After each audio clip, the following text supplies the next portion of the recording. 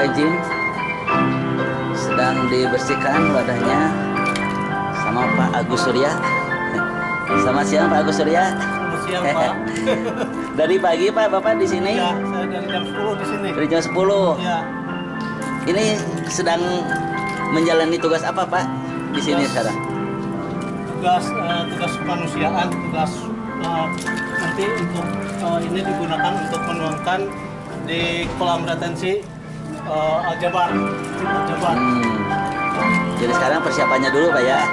Jadi nanti diharapkan Masjid Al-Jabar ini menjadi bersih dan sehat. Gitu, itu tujuan akhirnya Pak ya? Ya. Halo sobat semua. Untuk video kali ini judulnya adalah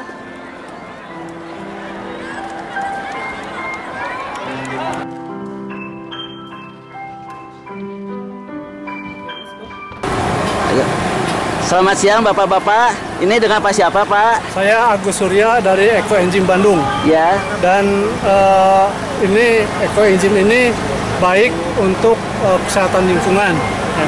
Kemudian kami tadi menuangkan Eko Enzim ke danau retensi Al-Jabar ini sebanyak 300 liter. Dan itu semuanya dari komunitas Eko Enzim. Dan untuk cara pembuatannya saya serahkan kepada Pak Ait. Silakan Pak Ait. Baik. Siang Bapak Ibu. Jadi kita akan mencoba membuat proses pembuatan Eko Enzim. Terlebih dahulu kita siapkan bahan-bahannya, yaitu adalah kita siapkan bahan organik ya. Ini terdiri dari kulit buah dan sayuran. Nah, ini ada bermacam-macam. Ini ada kulit semangka, ada nanas, ada jambu air, ada semangka. Nah ini yang masih segar Bu, masih segar kelihatannya ya. Nah, kemudian ini ada molase. Molase adalah pengganti dari gula merah. Ya. Kemudian kita siapkan air.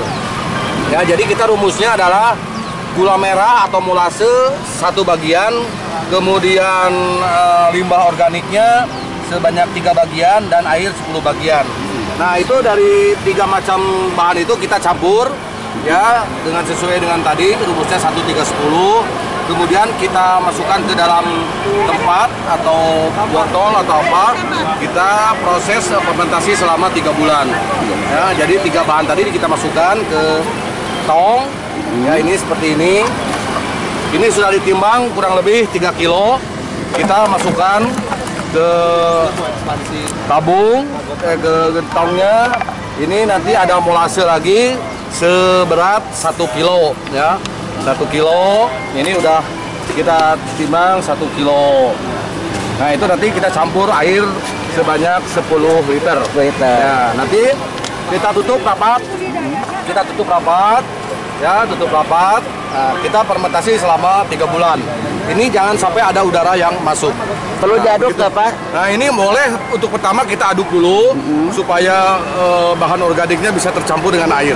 Gitu Pak. Ya, kita tutup selama 3 bulan.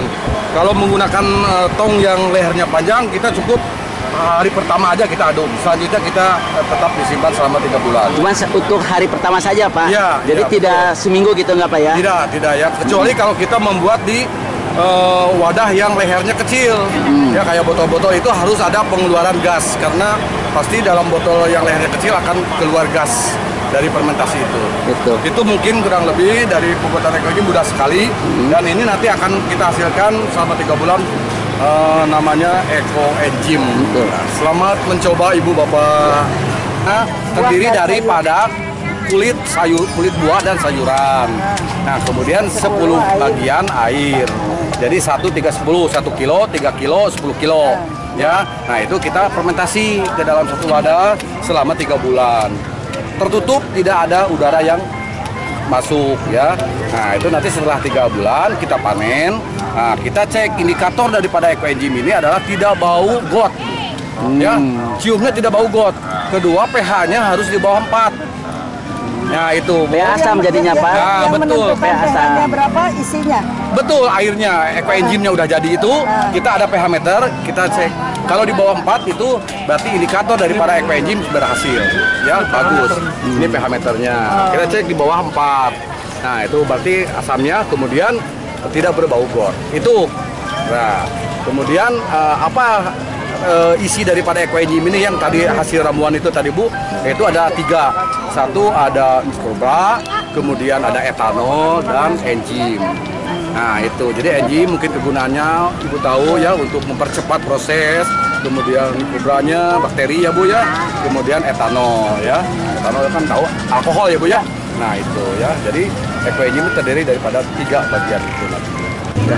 Ya, jadi kami dari komunitas lingkungan Eko Patlas, nah itu yang berlokasi di Tanjung Sari, Sumedang. Eko Patlas adalah satu wadah lingkungan. Eko Patlas itu adalah kepanjangan daripada Eko Patriot Lingkungan Alam Semesta. Itu berlokasi di Tanjung Sari, itu mengolah sampah rumah tangga untuk menjadikan produk yang lain pemanfaatan, salah satunya adalah ekoenzim, kemudian maggot, kemudian POC, pupuk organik cair, kemudian biopori ya. Jadi semua limbah organik itu kita manfaatkan. Jadi tidak lagi sampah itu dibuang ke tempat lain. Kalau dibuang itu kan hanya memindahkan masalah. Betul. Tapi kalau kita olah, nah itu insya Allah bahwa semua sampah yang tadinya orang Sunda bilang rujit itu bisa menjadi duit ya, karena kan nanti bisa menjadi pakan maggot, dan maggotnya bisa dijual jadi rupiah, kemudian jadi pupuk cair, pupuk kompos. Nah itu bisa dijual ulang. Kemudian yang tadinya sampah bisa menjadi berkah ya. Jadi tidak lagi sampah itu dibuang ke tempatnya, tapi mari kita sampah itu olah menjadi beberapa macam produksi. Itu sejarah Eko Patlas Pak. Jadi Eko Patlas berdiri sekitar 3 tahun yang lalu. Nah, itu didirikan dengan SK dari Kepala Desa Cinanjung. Ya, itu barangkali Bapak dan Ibu mau berkunjung ke tempat kami, silakan, kami terbuka, datang ke Eko Patlas, bisa di YouTube, nanti ada YouTuber nih Pak Hans, bisa dilihat nanti di YouTube kita ada Eko Patlas di sana. Iya. Ya.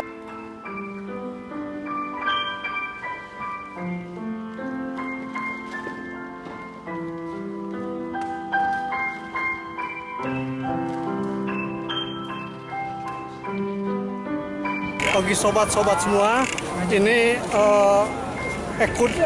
edukasi ekoenzim pada dalam rangka HPSN 2023. Ini apabila dipindai, di dalamnya ini ada cara pembuatan ekoenzim, sejarah Hari Peduli Nasional, Hari Peduli Sampah Nasional, kemudian ada lagu ekoenzim, kemudian ada organisasi yang mendukung acara ini.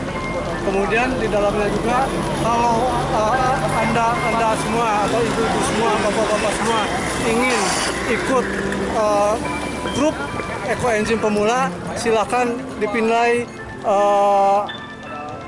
barcode ini. Selain itu, HPSN itu bermula dari ledakan dari TPA Lewi Gajah, itu menewaskan 157 orang dan 2 desa itu hilang dari peta.